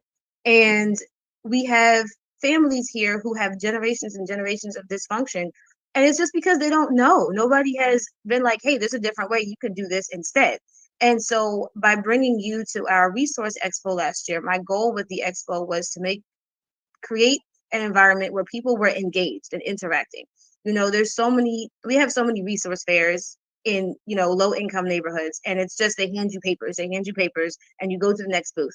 And I didn't want it to be like that. I said I wanted it to be interactive, where people came and they felt recharged, and they felt like I'm inspired and I'm going to go home and do something differently. Like right now, I don't have to wait for a program. I can walk out today. I have a new tool in my toolbox. I have a new skill. I connected with my child. Me and my child are on the same wavelength. And that was really valuable. And the message that you brought when you spoke, you and Mr. Chaz, who was also fantastic, and that was exciting as well. The message that you brought, I am still getting comments about a year later. People are still telling me, I mean, I wasn't really thinking of my children as people, but you know, Asadah was like, that's a whole person. You have to talk to your children like people. And she was like, after I thought about it, she is a person, you know. And for those of us who are maybe further along on our parenting journey, we might be like, well, that's obvious, but it's not to somebody who has themselves been mistreated. And that the initial survey that you did was so impactful. I actually have kind of stolen it, and I have asked that question to people, you know, when in my parenting coaching, in my new role, I just took a new position as a family support worker with an agency here that's contracted with CPS. And that's a question now that I ask people, what's the first time you were exposed to violence? And a lot of times, first of all, it's heartbreaking, but a lot of times people are thinking about gun violence. And I'm like, no, the first time you felt fear at the hands of someone else. And when you phrase it like that, oh, it was my dad, it was my mom, it was my grandma. And then they realize that same fear that I felt, my child feels.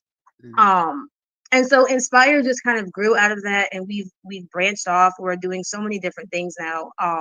We've got our transitional housing program. We're doing family preservation. That's a huge part of it because, you know, our children are being put in the system and they're not coming back out, and we are losing them. And so family preservation is so important because most parents want to do well. People love their children. They just don't know how to do it. And I have seen families that, I mean, there was a mom who was literally beating her child with a tree branch. Like not a switch, like a whole stick off of a tree. She was beating that girl. And I had to get on her level. And I was like, listen, I have kids too, and there are days when you're like, I really feel like doing XYZ. Like you are taking me to that place. And then we're gonna step away and we're gonna feel how we feel. We're gonna regulate ourselves. And then we can go back and we can co-regulate with our child. And she called me and was like, I just want you to know, I was really ready to throw her out the window. She was like, I had my stick, I was ready to go. And then I remembered I was supposed to walk away. I walked away and I came back. She was like, I did holler, but I didn't hit her. That's progress. That's progress. That's the right direction. Yes, ma'am. It's been amazing, and it's been very fulfilling to watch people make changes, including myself. Like I'm still learning. Girl, did y'all hear that? She giving me goose pimples. I like because you do make an impact on people. It's so important. And y'all, when y'all see this little mama, she a little mama. Y'all think I'm short and I'm a little whatever. That's my tribe right there. She's so little, talking about she got 10 kids, 8 of her own. That's a cold sister. And I'm gonna tell y'all, when I did that speaking engagement with you, so there's the side where you're providing this for your children and for the community. But I had a talk with your girls, the big ones, a little small talk. But I said, do you understand that your mama did all this? And they were a little taken aback in a good way, but they were like, she did what? She did all this? And I was like, yeah, your mama cold, boy. And I mean, it kind of shifted. I saw a little shift in their respect for you because they really didn't know. So I just want to say thank you for coming on today, girl. You are the bomb. Let's sit so we can do more of this and get this on the airwaves and do the thing. Do that thing with Inspire Family Empowerment. I love you so much. Thank you for being on today, my love. Thank you. Talk to you soon. Peace. All right, y'all. Let me tell you. Ooh, I got the goodness in the studio right now. Oh, is somebody. Let me get ready for right now. She is somebody who, hold on, let me see. Okay. She is somebody who has been so supportive of me. And she's made it so that I've been able to bring this message into Chicago schools, baby. She had me in the Latino community. I'll be able to use my Spanglish. I was like, oh, mamacita. Anyway, I'm going to bring her on right now. This is none other than Norma Salendon. How beautiful. Hi, Asadah. Can you hear me okay? Yes, I call her the CPS diva, baby. That's a cold sister right there. So thank you for being on. We don't have a whole lot of time, but we got enough time to hear you, baby. Can you just share with the audience, like, why connect to my book? I don't even know how you found me, but what in your mind was that? What's the intention behind you bringing me in the fold? You know, I'm having a little bit of trouble hearing you. Okay. So I wonder if it is the connection. The volume seems really low. Okay, let's see if that volume sounds better. Can you hear me? I can barely hear you. I wonder if I should, if it would be okay for your listeners for me to pop out and pop right back in. Yep. All right, let me try that. I apologize, listeners. No problem. So that sister right there, Hercules. She is massive because she calls shots and creates these opportunities for me to talk to the parents. And it was those experiences, I can't even tell you how they've impacted me, but the fact that they, you got to have big people in important places. And I think in one of the workshops, it was a Spanish workshop, and I had given a list of 101 things to say to a child, right? And so to your child, 101 positive things to say to your child. So hold on, let me make sure I got her name right, spell right. So do you know one of the parents started crying? And when I found out why she was crying because she said none of these things have ever been said to me. And she didn't know how she was going to say them to her children because she had not experienced having that reality for herself. Somebody just saying those positive things to her. And so that's deep. I was like, what? Like, because I'm so used to saying positive things to my daughter. Everybody's not in that space. And so, we got to really just be about the healing of the situation and confronting the issue. Just confront the issue. Like, just look at it. The thing about the book, and I'm gonna tell this one story.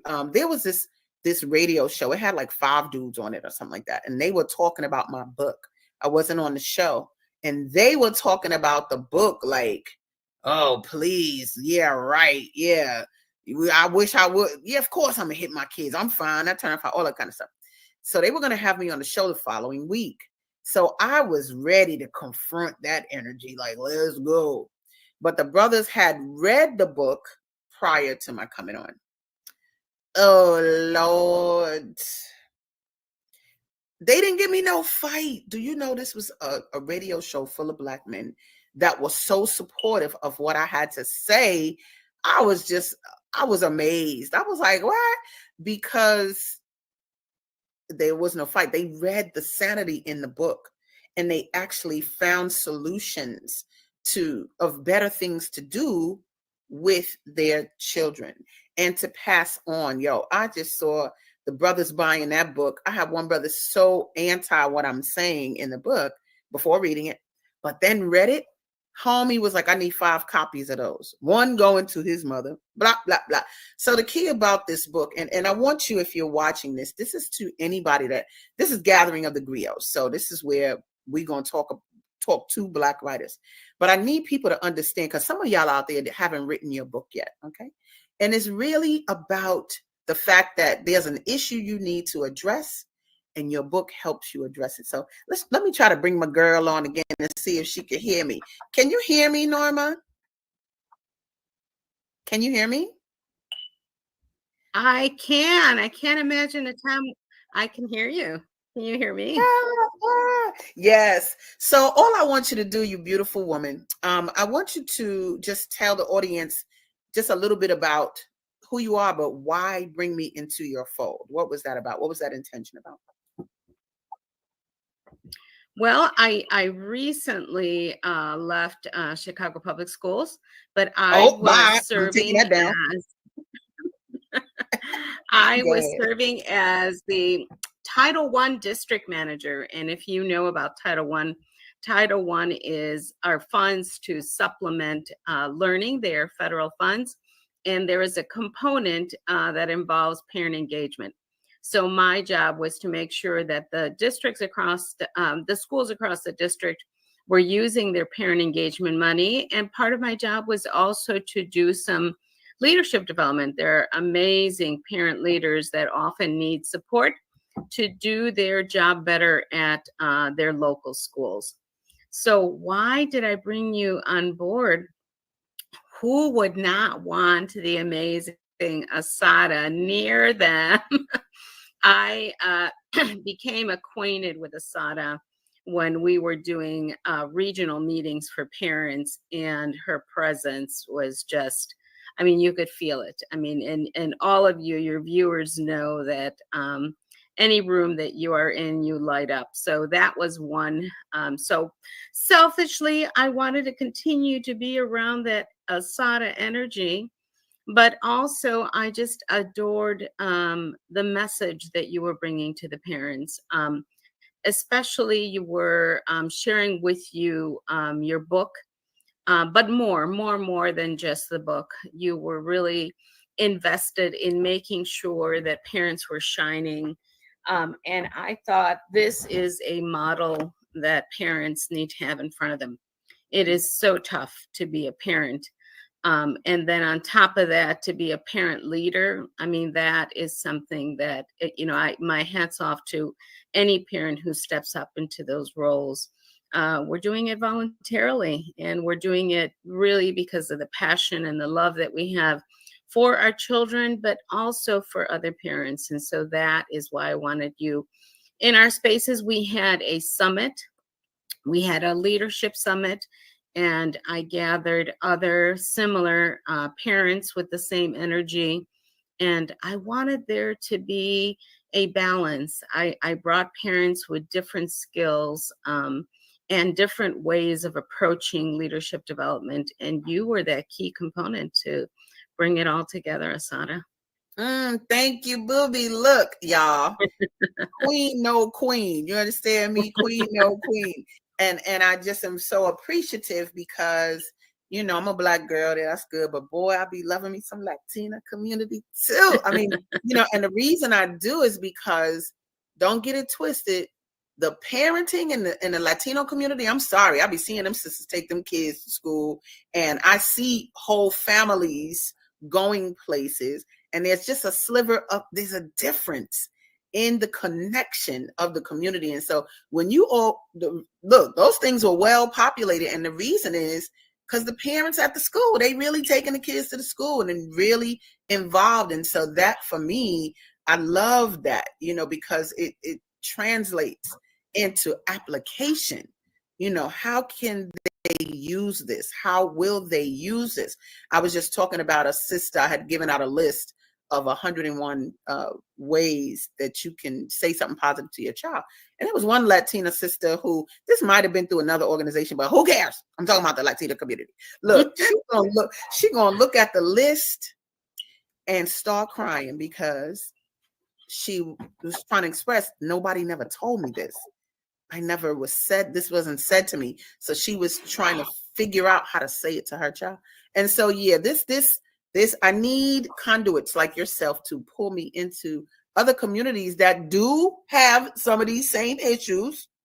I know, because I was in Spanish Harlem when I wrote it, and some of those lists of objects used to, beat kids or whatever. What you want to do? Kneel on some rice? That's what you want to do? Kneel on some corn? That came out the Latino community right there.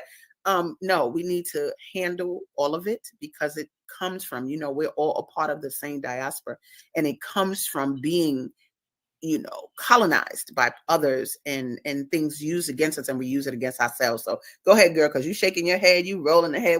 Say something about that, honey. Say it. Look, you are speaking the truth, Asadah. And let me tell you, one of the reasons that I brought you on is because this is beyond leadership development. This is beyond parenting.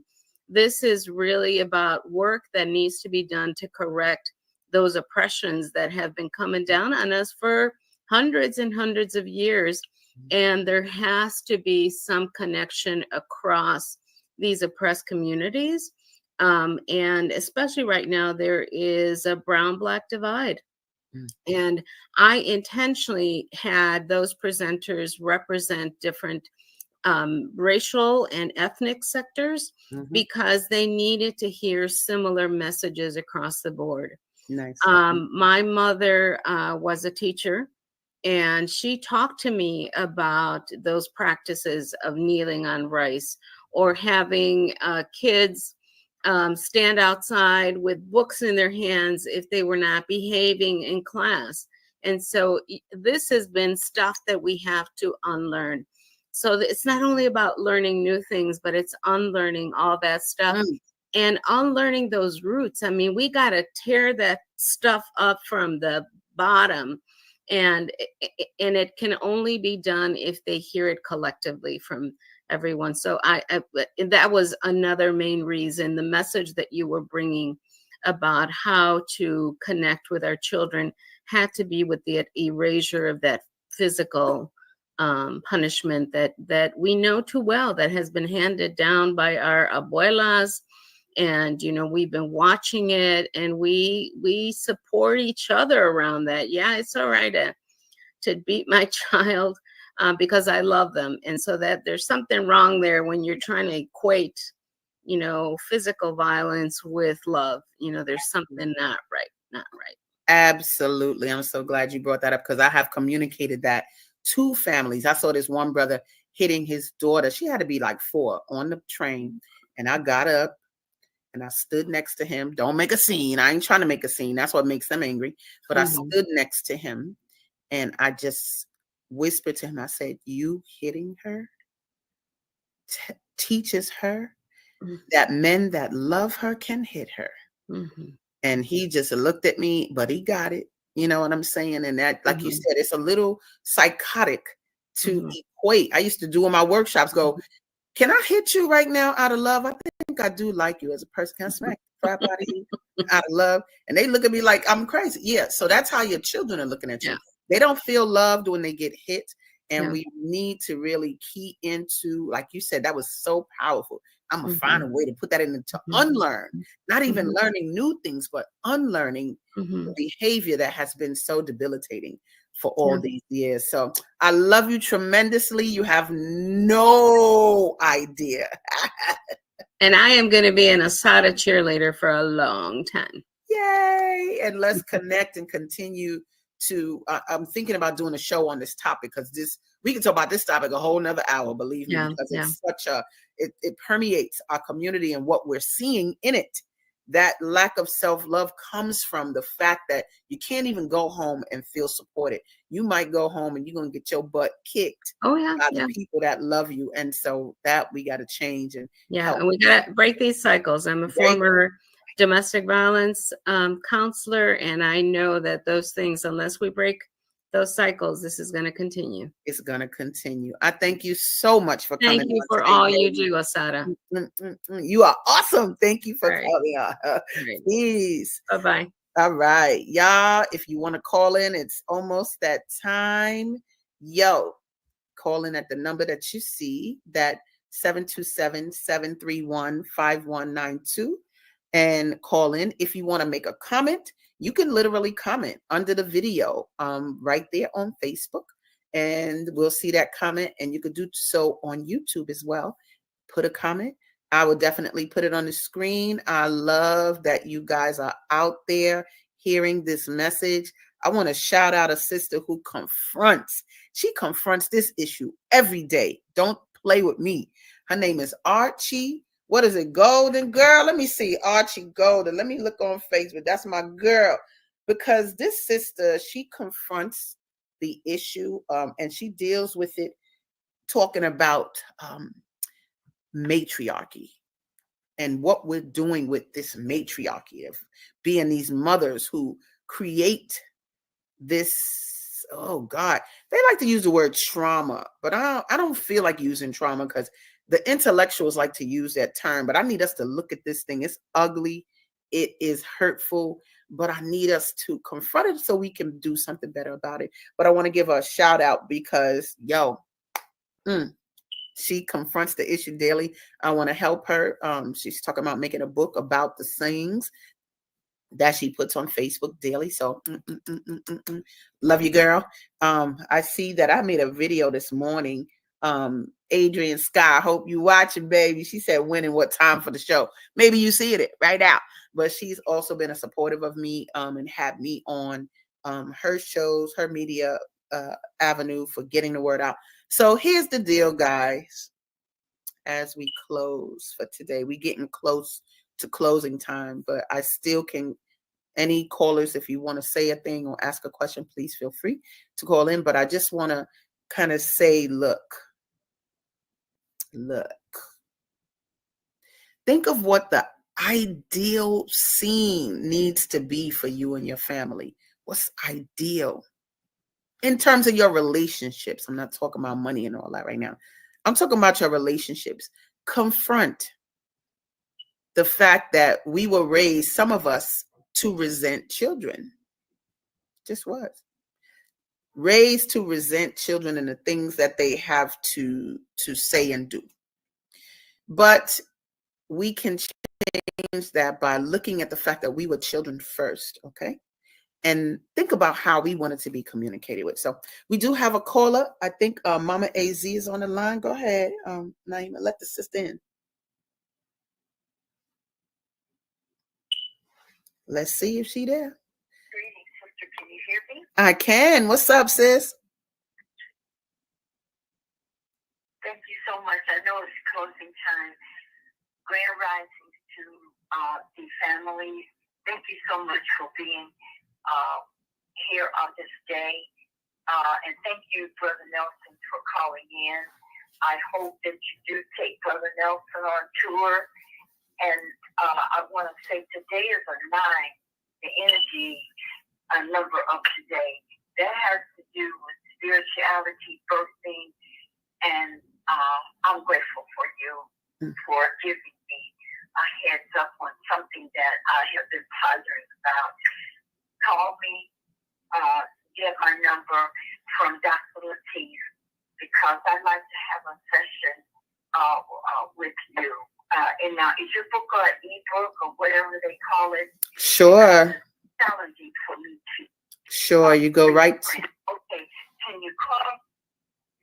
Because it is something that I need to personally say to you offline if when you have the opportunity. And thank you so much. Oh, thank you, sis. I appreciate you, no doubt. Y'all, there's the website, beatingblackkids.com. That's where you go to get the you can get the ebook there, you can get the regular book there. I might have even put the parental code of ethics up there, something. Who knows? I gotta go see. But yeah, I appreciate the support. And yep, like you said, I'll get the number from Sister Naima to make sure that I reach out to you, no question. Thank you. Anybody else? If we have anybody else that wants to call in, I want to share. I said I would do it, so I like to keep my word. My daughter, her websites, one of them is patiencephotography.com, where you can see all of her work and her. I don't know about all. She need to put more up there to me, even though it's a lot up there. But she's such a phenomenal. She has such a phenomenal eye. And I love that she said, like, she loves what she does. And she loves when people admire her photography. Fabulous, honey. Capture the world. If that, I put a lot of things in her path. And I think that's the thing as parents, raising our skills and not our hands to discipline our children or to rear our children. I don't say discipline because ain't nobody trying to discipline nobody, in my opinion. That's something that you create because you set your own boundaries, right? But when you talk about what she grasped and loves, it's that photography. So I'm very happy about that. And I had at an audition one time, right? It was like some club, and I wanted her to sing. My daughter could really sing, but she didn't feel like singing. And the dude said, "You look like you up there because your mother made you get up there." I was like, Damn him. Why is he saying that? But anyway, the photography is what she really wanted to do. But in talking about it, she realized we actually come from a line of photographers. She's a photographer. I know some stuff, of course. My brother Lloyd is a photographer. My dad was a photographer. My grandpa was a photographer.